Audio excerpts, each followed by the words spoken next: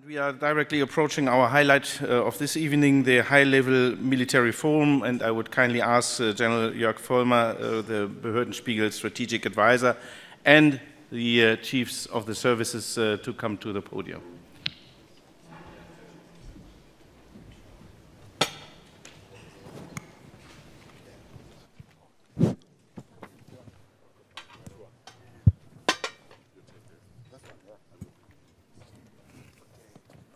Yeah, thank you for the very kind introduction.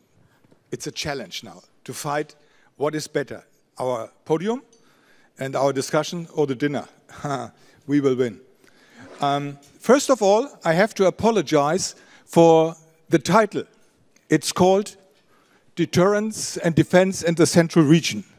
And I already was very much taken seriously by Timo, by General Kivinen, who said, nee, this is including Finland. And it is about the northeastern flank. And that was the term I always used. Nevertheless, to save time, I would only very shortly introduce our generals and Admiral who are here. General Laubenthal has already been introduced. General Böröndi, he's the Chief of Defense in Hungary. Like all of us, he had his education, his training. He served in Cyprus, Bosnia, and twice in ISAF. And he is now the Chief of Defense for the Hungarian forces. Rear Admiral Jens Nykvist, who gives us the naval flavor. He is submariner, and he's the Chief of Staff of the General Staff in Sweden. Welcome. And it makes it very clear we belong all together. Including Finland, who already made it, and Sweden, hopefully in a few weeks as well. General Onno Eichelsheim, Chief of Defense of the Netherlands, pilot by heart, helicopter, and he has had several positions, but I think most of it interesting for all of us that he has been Director of the Netherlands Defense Intelligence and Security Service, and maybe this will tie into our discussion as well. His primary objective for the coming period is the implementation of the Defense Vision 2035. General Timo Kivinen, he is different from the others, direct subordinate to the President of Finland. That is something special. He spent 3 years in Hungary as a defense attaché, which is also very interesting because you were also responsible then for Ukraine at that time. So even that might add some flavor to our discussion. He was the brigade commander of the Karelia Brigade, and he became commander of the defense forces on 1st of August 2019. And finally... He's the oldest. Yeah. He's the oldest. Yeah, okay, I didn't want to mention it. He joined the services in 1978, like me. Luckily, I'm... and Valdemaras Rupšys finally... he started his military career in 1990. Oh, so this is interesting then. He's Chief of Defense of the Republic of Lithuania. He commanded during his career the mechanized brigade Iron Wolf, and I think nearly every German army soldier, he knows the Iron Wolf brigade. So this is something very special. We've been working together very closely for the last 8 years and even longer. After the annexation of Crimea, when we had then to decide where to deploy our forces, then the decision about the EFB battle group, and now about the Lithuanian brigade as well. We agreed that I will lead it in a sense of no statements in the beginning, except that we had already General Laubenthal speaking to us, which paved the way, and also Dr. Schröder. He took away a lot of our powder. But nevertheless, we will have enough things to discuss. And I would start with, from my perspective, the most important achievement of the summit in Vilnius has been that the heads of state and government approved the strategic plan. That has been, for me, the most important thing. And despite of that, at that day, also the door has been opened for Sweden. But that has been very important because collective defense is back, is the core task of NATO again, which has been decided in Madrid 1 year earlier, strategic concept. But the plans had been approved. And now it ties into the question from this morning. So what? So how do we implement it? Now this regional plan, in this case center, but also we have the plan for Norfolk and the other for Naples, need to be transferred into operational and tactical planning.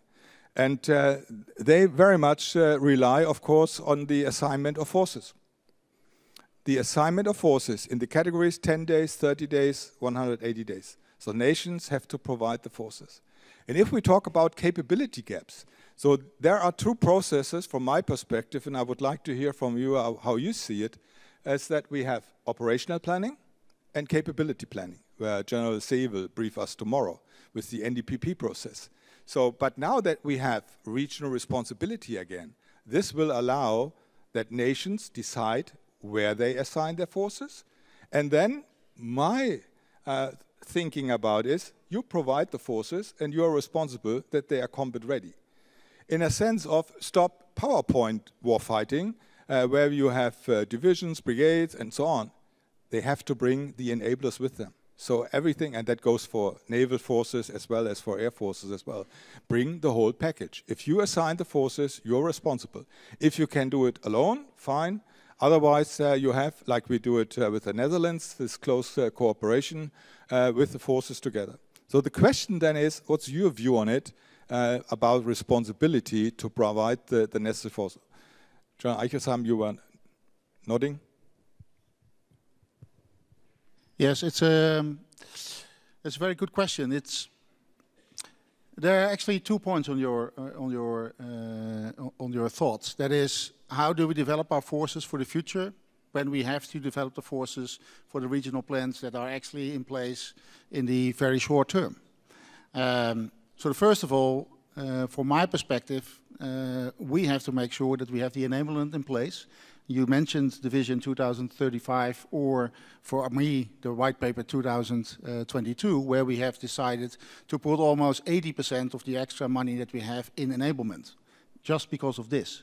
But that also means that the forces that I have now are not fully ready in the way that I have to put them into war. So it means that I don't have all the air defense, I don't have all the logistics, I do not have all the medical capability to support the brigades and to support the squadrons and to support the fleet that has to go out. Is that bad? Partly yes. Is that okay? Partly also yes, because that's what we discuss with Supreme Allied Command Europe, what I can do and what I cannot do. I think the biggest point here is that we are honest about it. So Chris Cavoli knows what he has to fill up the regional plans. And that's a process of the coming months and probably the coming years, but that's the start. And building up the force that we need will take time. That's where industry kicks in, that's where the whole of government and the whole of society kicks in. So we have to do a lot of work, that is for sure. But I will provide forces for the eastern flank that are capable of doing the business by themselves, or if not, I will bring them with the caveats which I will clearly discuss with SACEUR or with Germany, because I help you out or you help us out, and that helps. The discussion that we as CHOTS have is building the force of the future towards the capabilities that we, and it's discussed a couple of times, that we already see here on the battlefield today. If we want to build an asymmetrical force that has the advantage to make the fight as short as possible, instead of going into an attrition warfare, we have to change our capabilities. And we have to change them now. We cannot wait for another 5 years for the development of new technologies. We have to introduce them now within the forces that we also put into the front line. Which, from my perspective as a Dutch CHOT, means that there will be capabilities that are still under the experimental phase, even if they are on the frontline troops. So that's how we try to cope with the actually gap between what you need now for the force in the eastern flank towards what you need in the coming years. Because if we look away from the technology that we have now available and the technology that is at our hand, we will build forces that are actually more vulnerable than we would like to. If it is the sensor loop, if it is the vulnerability and the observability of our troops, we have to make sure that we can protect them with the technology that is up there, including as manned, unmanned systems that will provide us a force that we can do with less people than what we probably are going to get if we would do it in the old way. So that's how I look at providing the forces for the near future towards the eastern flank. Yeah. And in a nutshell, it's national responsibility, because nations own the forces, they will assign them, and nations are responsible that they are ready to do things, and that some developments might need time. It's no doubt, but it is to step up, to really to put the ring on the table and into the fight. I agree, and we have also we are a transit nation, so I have to do a job back in the Netherlands as well to make sure that we can transfer the troops from our harbors towards the eastern flank. Yeah. That will cost me personnel, but it will also cost something of society to make sure that they are also ready to support those troops when they go from west to east. So that's also the job I have to do as a nation in the military mobility. And I have found a solution for that. I have a commander of the army, which I actually put as a director general of the infrastructure for the Netherlands in another department. So he can build the bridges, he can build the roads that are necessary for our troops to go from west to east. So if you need a solution, do that. Yeah, thank you. Gábor, General Böröndi. Thank you. Yeah, thank you very much. So it's my previous job was NATO, EU, Hungarian MIRAP in Brussels. So I see how to develop the plan. What was the national interest? How can we merge, get together, and what is the result? When I arrive back to my position now, I recognize that we are so far in the planning process from NATO planning and national defense planning. So firstly, we have started to merge our national defense planning process and result with the NATO plan. It's very hard because everybody has own idea how to defend their own country. As the frontline country, you know, to sell a new NATO planning is not easy. Secondly, what we have changed, mentality. So it's Hungary now is not in a peacetime anymore. We call it phase 0. What it means, pre-war phase. It was approved by the government. What it means in the real life, resilience. So our society has to be ready for the conflict. We have a war, a Russian-Ukrainian war next to our border. In May, 27 Hungarian soldiers injured in KFOR, seriously. So a lot of things are ongoing around in Hungary. Secondly, infrastructure. We are a transit nation as well. We are between the center and the southern flank of NATO. And our infrastructure is not ready for that. So at the moment, is a government issued an order.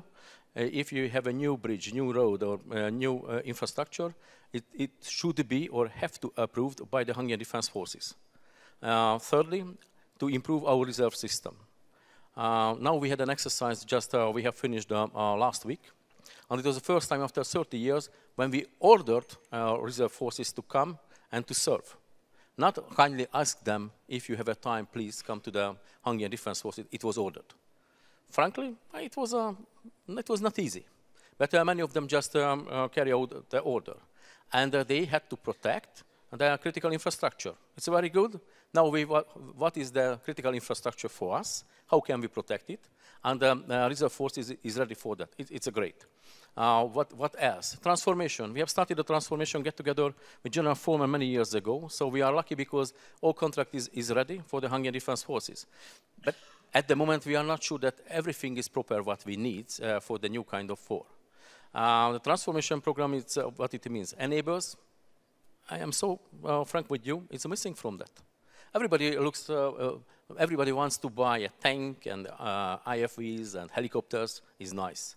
But it's kind of logistic improvement is not really fancy. So everybody just thinking of, okay, we will do it later. But now we recognize the enablement is the most important for us. I ordered for the battalion task force to move all kind of materials. What the battalion force has, logistic access, they can move 27% of all materials. But it's just only one battalion. So can you imagine when we have a brigade or higher echelon and arrive in Hungary? So lastly, we have started to improve our host nation support. we recognize this is for the alliance is the most important. Heavy brigade is so important, air defense is very important, but the host nation support is the most important for our alliance. What I would like to say, so we changed our mentality. We have started just a couple of months ago, but we have to be ready as a good NATO ally. Yeah, thank you very much. General Kivinen? A couple of comments. Being a NATO member for almost eight months so far, full member. First observations. In my country, when we do operational planning, okay, defense planning is something else than operational planning. It's based on existing capabilities and capacity. And so my national defense, this Finnish defense plan, operational plan, is based on existing capabilities. And when we donate material to Ukraine, we review a low tactical level plans. And then we come to NATO regional plans and the gaps. So that's been a new experience for us to see how it has been developed. But now we are in the phase to align our national defense plan with NATO plans, and that work is proceeding. And then Onno touched upon the future development, and then we go to NDB. I don't see personally right now that NDB is the right vehicle to fill the gaps what comes to regional plans. We may need another tool to do that, because the future, what we need in the future in the 2030s and so on, that will be probably different what we need now in midterm.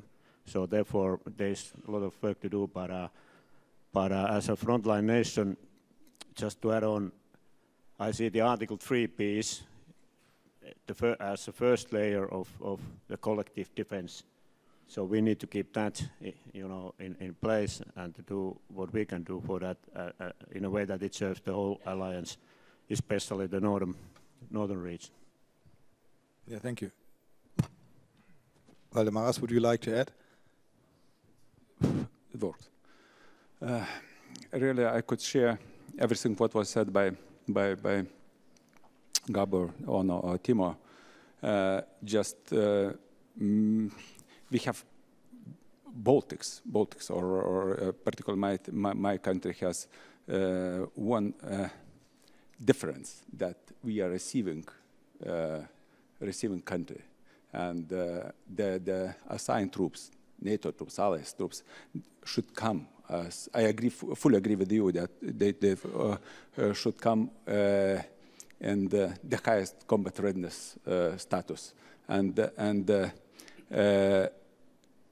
our national defense plans should be aligned with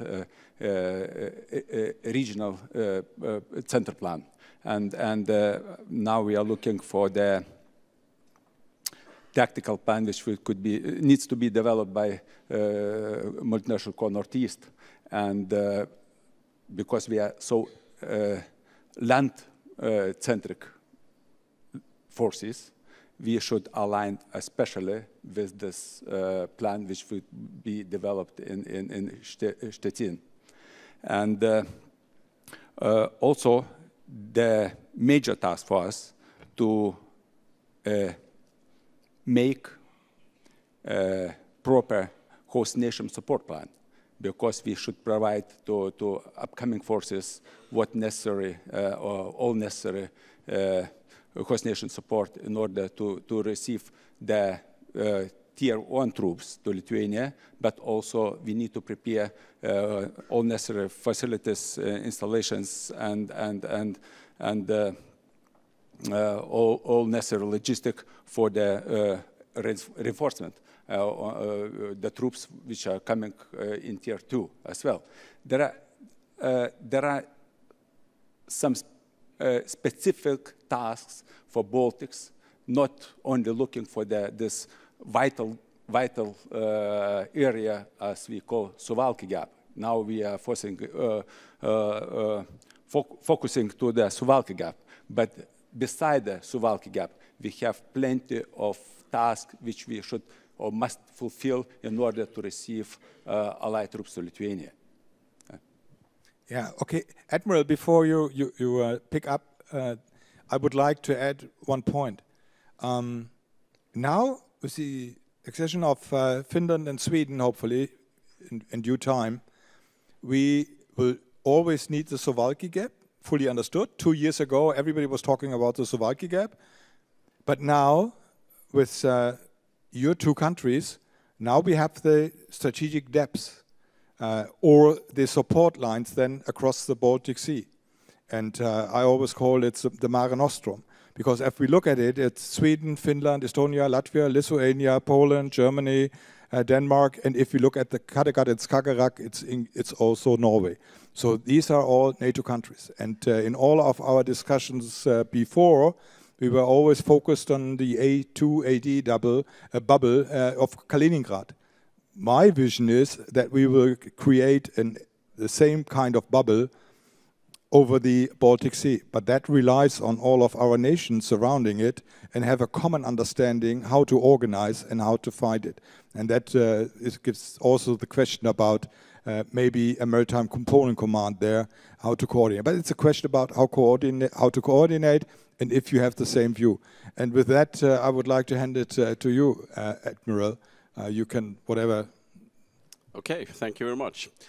Just to start with the planning, if I go back to the first question, well, for us, of course, that's the missing piece, really, to be part of the, should we say, the operational planning.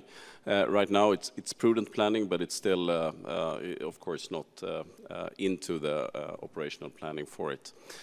If we go back to the Baltic, I would say it's a very particular sea or lake or sea, I would say. It's because it's more than just, should we say, the Baltic. It's connected all the way from the Norwegian coastline, and then the entrance into the Baltic and out from the Baltic, and all the way up to the northern part of Bothnia, and all the way into the Finnish Bay of Finland as well. And it's so we need to focus on the whole region, I would say, regarding that. It's a very peculiar, but very different ocean, because you can have impact from all different arenas into it and from it, I would say. So it's very, very interconnected, land and sea and air. So all is connected with that. So, but of course, it will give. It will be a big change with Sweden joining, because we will have good opportunities to really build the threshold and deterrence in the Baltic for that. Yeah. Timo? Just to comment, you mentioned the Baltic Maritime Component Command. Yes, probably there is need for them, but the fight is more than fight only in maritime domain. So you know, it will be multi-domain fight in any case. So that what we must bear in mind. So when we analyze what sort of sea route there should be. Yeah, I totally agree. I agree with Timo, but I think, well, in the planning and in the C2 structure, we are looking at the fact if we need a maritime command there as well, because it will give us the opportunity, well, to sail into the ports instead of getting to the Suwałki Gap. So it is really an element that we are actually pushing for. And specifically, if we can cover St. Petersburg and the other areas with our own A2AD bubble, with the ships and with the ground elements, we will be, I think, way in a better situation than we were in the past. Yeah, I totally agree. General Laubenthal, what is the German perspective on it? Yeah, I agree with my predecessor speakers. The main thing, I think, is we have a legacy force which we have to fight with tomorrow or next week. In the same or in parallel, we have to develop the future force in terms of all innovations like multi-domain, all kind of technologies, and build hard. And we need to consolidate that as best as we can in NATO to get the interoperability, but also to get the necessary simplicity in our force to be interchangeable, to get similarities in logistics, in kind of technologies, in procedures, and all this kind. I think that is the big challenge. But the legacy force we have as of today is the best we have, and we need to take that into account. As I mentioned in my introductory remarks, we have to do everything possible, and that is what we do by all the exercise series is going on in NATO, in all kinds of regions, so to speak, that we are able to fight with the forces in place. And that we also to build, with help of the NATO organization as well, including ACT, transformational work for the future force, and to have this even better effects and winning effects for the future, and get this credible deterrence which is necessary for this alliance and for the deterrence and defense of the whole area. Yeah, if I could pick it up, one observation or two observations we see with the war which Russia is fighting in Ukraine. It's an attrition war. 626 days already, and it will continue. My point is, we have to avoid an attrition war because we have only one set of equipment. At the moment, because we, the West, too slow, not enough, however, are supporting our Ukrainian friends. If we are in the fight, we have to fight with what we have at hand. So I agree with that. So therefore, the question is, how do we organize for the fight? What needs to be pre-deployed already, not only the brigade, but also those forces, enablers, capabilities, which will help us to best be prepared then for the fight. This is number one. The second is, all of us are limited to a certain degree in numbers. I mean, the numbers we have available for all forces. In our case, it's 203,000 and reserve, whatever, but we have to build the forces with the available personnel we have. So the question then is, how can technology help us? So there should be, I would phrase it this way, no taboo, or it is necessary to talk about certain things like semi-autonomous weapons, autonomous maybe. We have to be ahead in the discussion concerning AI. We are using it anyhow already. So the question is, what kind of technology developments, which we see already, should be tested, integrated, experimented already today? Would you like to answer to that first again? So to start that off, definitely we need to consolidate our work with regard to technologies. We see it already in the Ukrainian war. We saw it a couple of years ago in the war between Armenia and Azerbaijan. So this mass employment of drones, the innovation to implement call for fires with digital means down to the lowest sensor, even into the civilian public. So there are many, many technologies already on hand, but we need to pick it up to consolidate it in a fashion that we can mutually employ it together on the battlefield. With regard to the legacy force, I think we are also doing a lot to improve our capabilities on hand. Not just filling the gap, but also modernizing the equipment, which is probably not the equipment of the future force, which is still belonging to the legacy force, but it's necessary to consolidate our means. And I think definitely we need to do more in terms of reserves, of sustainability on the battlefield, and not being wiped out only after 2 weeks, but also sustainable for the fight, or to sustain a fight for weeks or even months if necessary. And as an alliance consisting of 32, I think it's even better, and we are in a better shape to sustain it and generate the necessary force, even the overwhelming power we probably need to win that battle or the campaign. Onno, you wanted to? Yeah, Marcus already mentioned a lot of points. I want to add a couple. First of all, the fact that all our forces have different capabilities, like infantry fighting vehicles, main battle tanks, aircraft, helicopters, etc., or versions on those who we all procured within our national industries. So we have to change that. And that will take time, I understand, but as the group is sitting here, we don't care if it's built by France, Germany, UK, or whatever. If it drives, it shoots, if it flies, and if it sails, it's good enough for us. So we have to come up with those elements that we want to procure now and in the future, so industry can focus on that and build the same capabilities that we will have in the front line. We will not have that tomorrow. I understand that. It will take a long time. But that is, from my perspective and from my partner's perspective, the only way that we can reduce our logistical lines, make sure that maintenance is being done more easily than we have done now. We can put forward our stocks, which we can use by several partners. So we have to put forward stocks. That's the one element that you ask. We have to put them forward because we will not be able to get them there in time. So we have to do that. But there have to be multinational being able to be used multinationally by the ammunition, but also by the maintenance parts that you have and the maintenance hubs that you build in the forward lines. If we don't do that, it will take us too much time to get the stuff from west to east from our transit nations and from the other nations. So we have to do that. Yeah, I totally agree. But this again is one argument. It's another argument that you have to take regional responsibility. Yep. So your area of responsibility of your brigade being part of this division, which has to deploy to the country, needs exactly to know left neighbor, right neighbor, and then the nation will be willing to pre-deploy already all the requirements which are needed then, spare parts, ammunition, everything you mentioned. Only if we take this regional responsibility, nation will assign forces for that task, for that mission, then it follows that they already start thinking, okay, what kind of supplies will I need, and then pre-stocking takes place. Totally agree with that. Yeah. Gábor, you wanted to add something?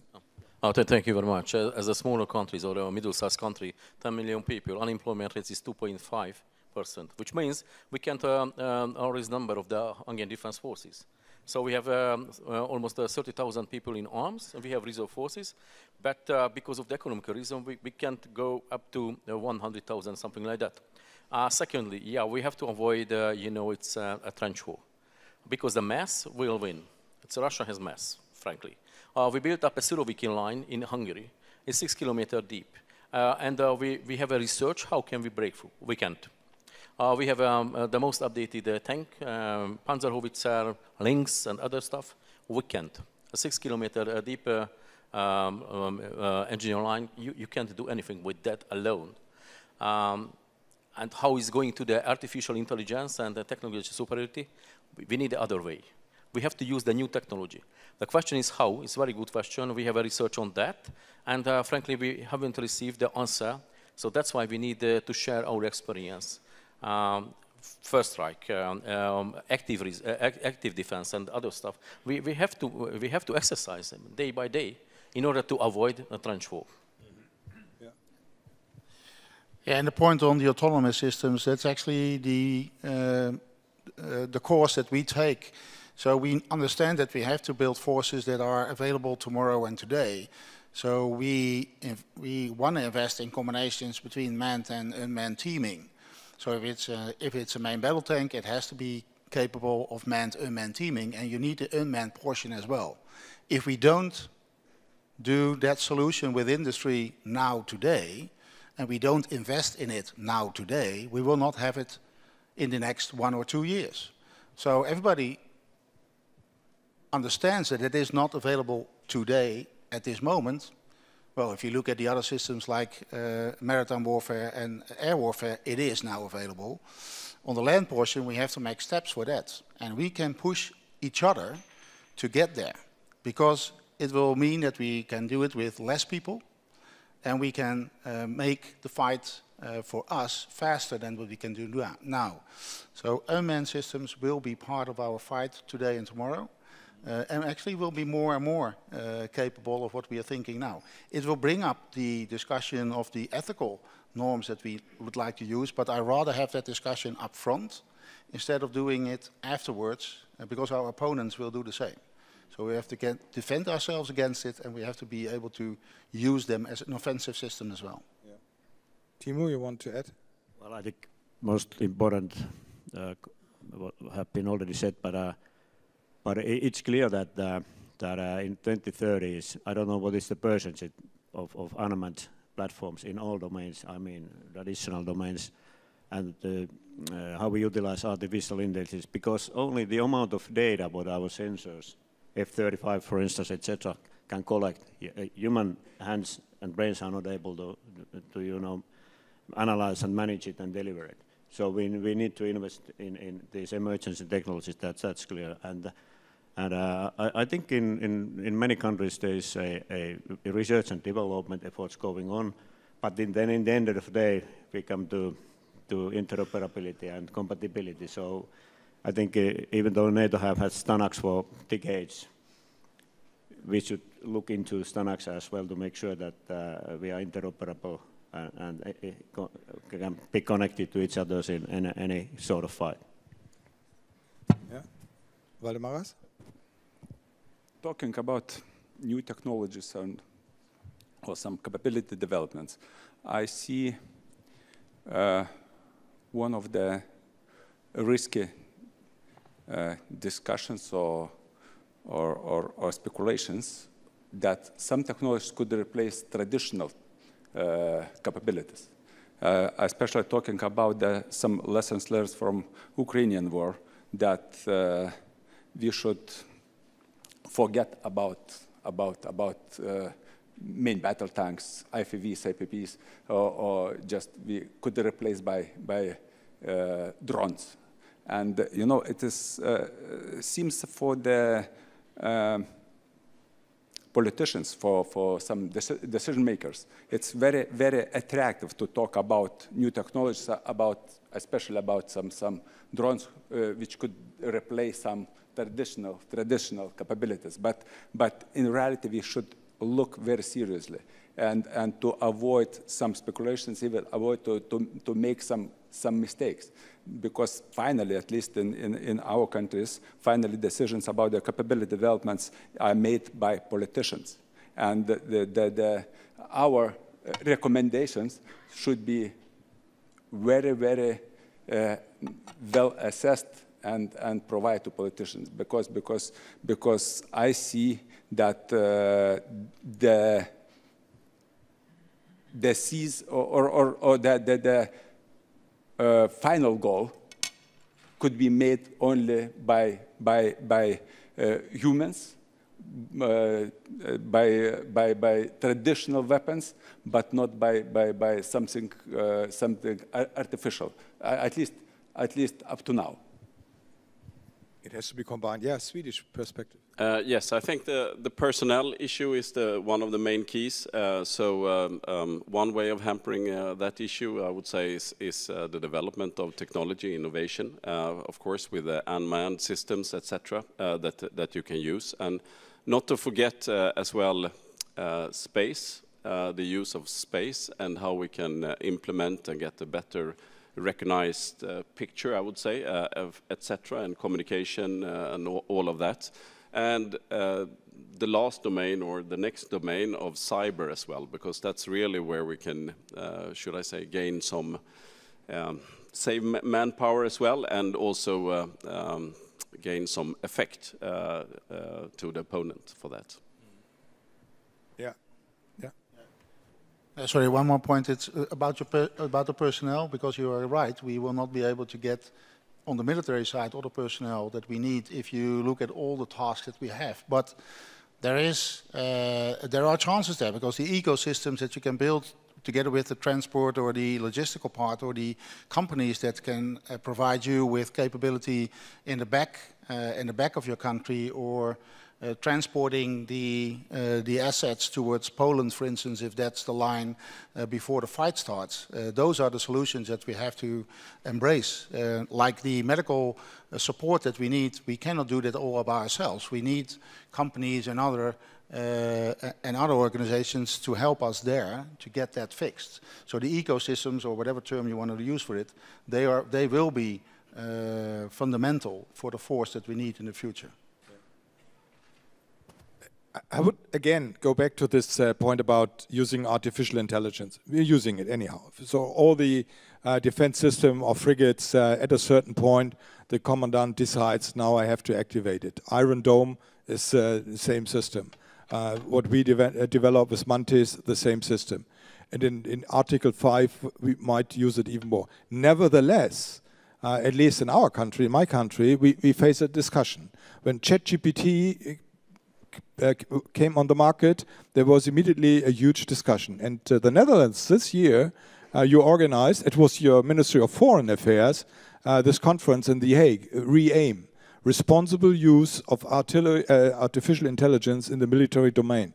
So would you agree that we need to develop our arguments that, of course, everything we do is in the framework of legal rules and sets and so on, and we will not develop something which is against these rules.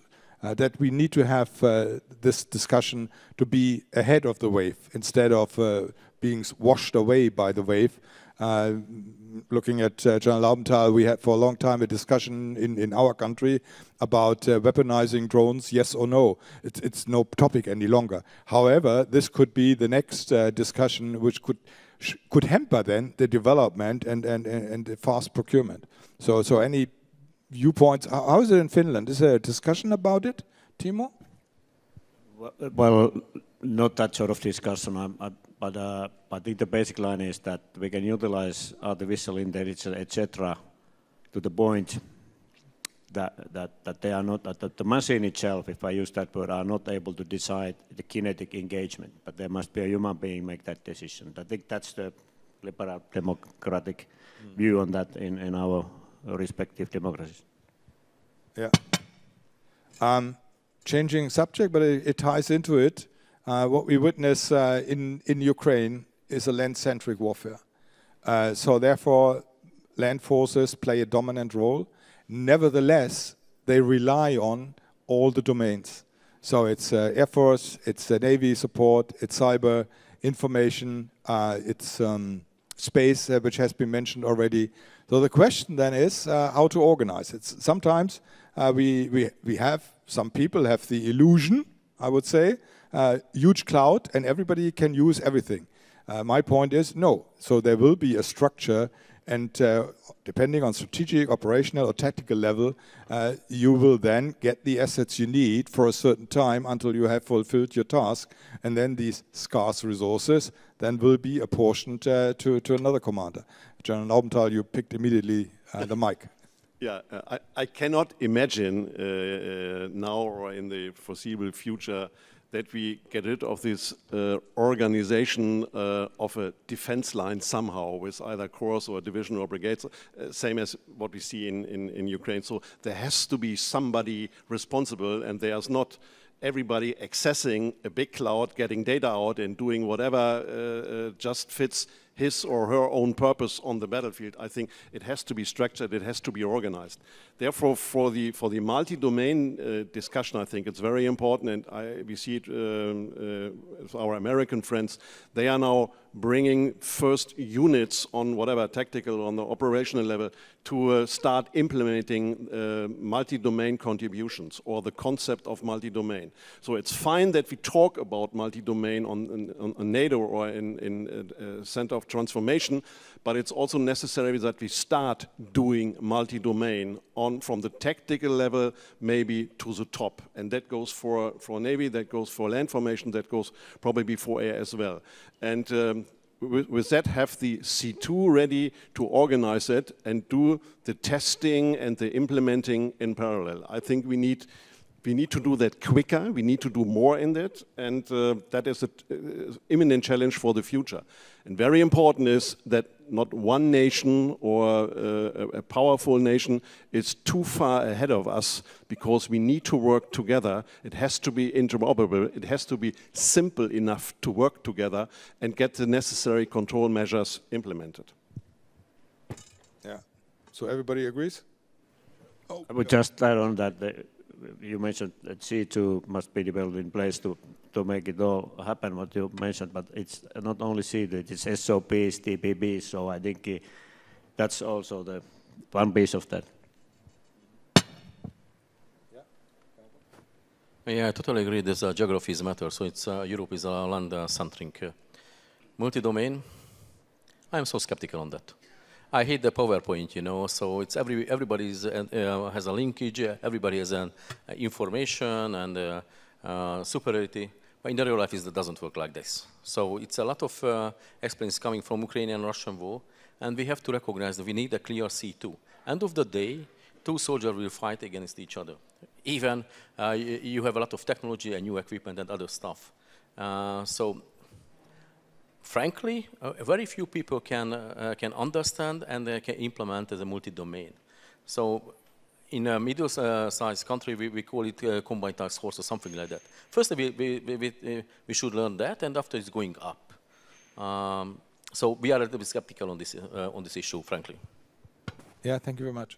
Onno? Yeah, it's always, we should not have a discussion about the definitions, what is multi-domain, yes or no, because that's what Marcus said, there starts a problem. We all understand that on the tactical level, we all have to be in the same information loop. We sense a shooter should be faster, that's for all clear. That's not multi-domain, that's getting the information at the right shooter, at the soldiers who needs that information to work. But on the higher levels, and I think that's what you mean, on the tactical, on the operational and strategic level, you got other domains that will be scarce, and you have to use them wisely. And including the information domain and including the cyber and the space domain, they will be more scarce than what you have on the tactical level. And getting that coordinated and actually in good conjunction with each other is easily said. The Joint Forces Headquarters should have to play a role in that. But below that, it will get scarce to use those other domains than the more on the tactical side. But it doesn't give away the fact that we all have to be connected continuously and get the information flowing through the whole system, which is not the case at this moment, to be honest. Yeah. So it's a valid and stable C2 structure, and it's interoperability. Otherwise, it will not work. Interoperability leads me to you as the CHOTS. You witness that, I think so, defense industry is not fast enough to fulfill what you want to achieve. So this is now the time to address those people from industry. Hopefully some is in the room. So what needs to be changed? Yeah, I can address it as well, but I think it's your opportunity. First of all, of course, production needs to be doubled or tripled. Timelines need to go to the left instead of to the right. And how do we do that? Because it's easily said, and I understand the complexity of what industry has to deal with. But it starts first that we combine our efforts to let industry know what it is, what we need in the coming 3, 5, or 7 years. And once again, I'm not interested in a Spanish, French, German, or Swedish infantry fighting vehicle. It should be the same. So industry, first of all, has to work closer together to build that one infantry fighting vehicle that we all agreed upon together that we need for the next 10 to 20 years. Because that's all I need for the fight in the front line. I don't need a Bradley, I don't need a Marder, I don't need a CV90, I don't need all the other systems that are good and are very good, but they don't help us in supporting the fight for a longer term. So first of all, we have to do that, and then industry has to come up with a solution that they can work closely together to build the same stuff that we need. That's the first one. The second one is building up the production line. So I understand we listened today to the CEO of Airbus. And he said, I need 5 things from you, and I understand those. I will give them to him. But what is also necessary is that from my perspective, we have to ask our politicians to set industry sort of aside the regulations and the rules that we have at these days. Because you need the room to build those extra capacity and capability to produce what we need. If we don't do that, and we don't ask that from our political leaders, we will not be successful and we lose the fight. So the timeline has to go to the left. That means more production lines. We can help with the politicians to get that. We have to know what it is necessary for you to get there. But the challenge for us is that we have to be ready within 5 to 7 years. That is the goal. Regional plans filled, units trained and equipped within 7 years. If you put that on the timetable, together with us, we can work it. Timo? Well, I think based on discussions only here today or earlier, I think we have identified what should be done. But to make it happen, I'm a bit concerned about that because there is not that much time to do it. If we want to be, first of all, able to continue to support Ukraine, and secondly, to replenish our stocks. So, Onno mentioned it. I think there should be a sense of urgency. In military terms, we speak about phase 0, etc. The industry should not be in phase 0 right now. And the military can solve this. This is a political level issue. So first, you mentioned regulation. We should make exemptions in regulation, but to make it easy for industry to produce environmental whatever regulation. Then secondly, I think we need to invest taxpayers' money to industry. That seems to be the case. That's, by the way, what we have been doing in Finland. The government is about to decide it. I have my own production line in Defence Forces for 155s, but the bottleneck is that the industry is not able to produce all the components we need. But we are working in 2.5 shifts. We hope to be in 3 shifts. But anyway, so this is serious, this challenge. That's if you are able not to solve it in due time, then we Europeans may face, real problems. On how much time do we have left? 5 minutes? Okay. Because, yeah, you wanted to add something. And then I would like to ask the last question. Very shortly, just first is a trust building. So we have to trust, the armed forces and the industry. Because the trust building takes time, and they look at the future, and they are not sure that in 10 years or 20 years they have any order from us. Secondly, a requirement. We can't make a clear definition of many things. We like the digitalization, but if I ask in this room 10 people has the different requirements or definition for that. And all companies is coming to my office and say, so we are ready for your armed forces digitalization. What it means? And they have a very nice PowerPoint, but when you are going into the details, you realize they have something, but it's not a solution what you need. So requirements. So we need a common requirements. Last question, and that is again asking for your opinion on that. It's about burden sharing. I think we can be very happy that the United States takes care, quotation marks, of the Indo-Pacific. And looking back in those old days when we were platoon leaders and company commanders before the Berlin Wall fell, and when we had the GDP and when we had all the forces in place, but relied on, in that time also always, on the reinforcements brought by Canada and the United States. But that will take time. You need to have a decision in Washington. You have to activate the troops. You have to load the ships. You have to cross the Atlantic. You have to unload them. And as we learned from Dr. Schröder, then 3,000 kilometers up to the front. So the first who have to pick up the fight are the Europeans and our American friends who are already pre-stationed here in Europe. But mainly, it's our responsibility to do the fight in the beginning. And not only the frontline states, we will have deployments already in place, but that is for however long it takes, and this will be several weeks. We always exercised Reforger, reinforcing Germany. Now it might be called Refor, reinforcing 3B or whatever. But that is something we have to consider, and we have to tell our political leaders that this needs time and that we have to stand the fight in the beginning. Or am I absolutely wrong? No, you're not wrong. So we have to step up as European nations within NATO. Yeah. Of course, we should be happy the fact that US is providing the strategic reserve forces and that we have forces of the US within our European continent. But we as European nations, we should be able to take care of our own continent if necessary, at least in the beginning of the fight, because we need that time. So I fully agree with you. And of course we have to make sure that we can get the US forces as fast as possible from west to east. It's It's a very nice and good question, but look on our regional plans. It's already we are doing this, and you see that European countries, they are taking over responsibilities in our first, second phases.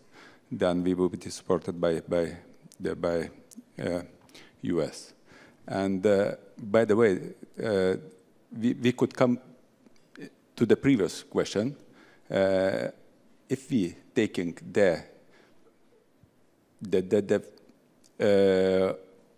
are we in charge for the first phase in our defense plans, it means that also we need to look on our industry, European industry. What I see right now, the tendency that we try to reestablish or to rebuild our capabilities or also our stocks. And we are looking for some market, not European market. We are looking to Asia, to looking somewhere else. And I would say in order to sustain our interoperability, also sustainability, it's very risky to procure equipment from not from Europe. And I should say that we military and also our politicians must agree and make some decisions on changes in our procurement regulations, but also to boost our military industry. Timo? Well, yes, we Europeans need to do more for our security. It's clear, and I don't know what is the percentage of European capabilities within NATO or EU countries' capabilities within NATO. The percentage is rather small. So I think we should realize that in every realistic future scenarios, I don't see that we can continue as we have done. Even though we have our respective European countries have investing more in defense, I think we need to do more, and that's my final point. Yeah, thank you. Yes, the new member knocking on the door? Yeah, knocking on the door, absolutely. I would just like to add that we military defense, absolutely, but to build the deterrence as well is a whole of government approach. So the whole society needs to be involved in this, and that's include, of course, everybody in the society. Yes, we don't forget that part. Yeah. General Böröndi and then General Laubenthal. So burden sharing is one of the most important rule for us. This is, from our point of view, is an ethical question. So how can we are responsible to defend our country, our nation, and Europe. What do you think that how we can see that as a U.S. soldier is coming to Europe, sacrifice their life to defend Europe and our land, and we are just looking at and doing nothing. So we have to do, and the burden sharing is the most important rule for us. Yeah, thank you very much. Yeah, we need to do more, and we need to do it quicker. I think the necessary tools or the frame is imminent with the NATO strategic plan, with the regional plans. We have more tools on hand. So Germany is a country, obviously, which benefited very much from this concept during the Cold War. Now we are giving a small portion back, so to speak, with a brigade in Lithuania. That is the same concept, and that was the same political reason, by the way, why the minister decided that in that direction. But there are other tools on hand, like the Framework Nation concept, where we can find together, put nations together and start building up this kind of forward presence. And there is no one-fits-all solution. There is not a brigade for every country in every Baltic states, but there are also rotational, episodic, and permanent ways of delivering and providing the forces. It has to be credible. We have to exercise it, and it has to be seen at any time. I think that are some of the strategic messages we need to convey with this kind of concept. Yeah, thank you very much indeed. So, to sum it up, we have to take more responsibility. Political decisions have been made, but now it has to be put in practice. And it's a very tough process to really get it working then in the end. But it's worth aiming for it, because it's for the defense of our countries and for our population. And we have to convey this message again and again and again. The security organization which provided security for 75 years already is NATO. And we have to tell this story. Everybody always in discussions of, oh, NATO is not ready, it takes too long. From my perspective, is absolutely wrong. There's a lot of things which are happening very fast. There's always room for improvement, but nevertheless, this is a guarantee of our security, and that is so important. Thank you very much for contributing to this panel. Thank you for your patience. And hopefully it has been interesting for you as well. And then I hand it over. A big applause, by the way, to the panelists.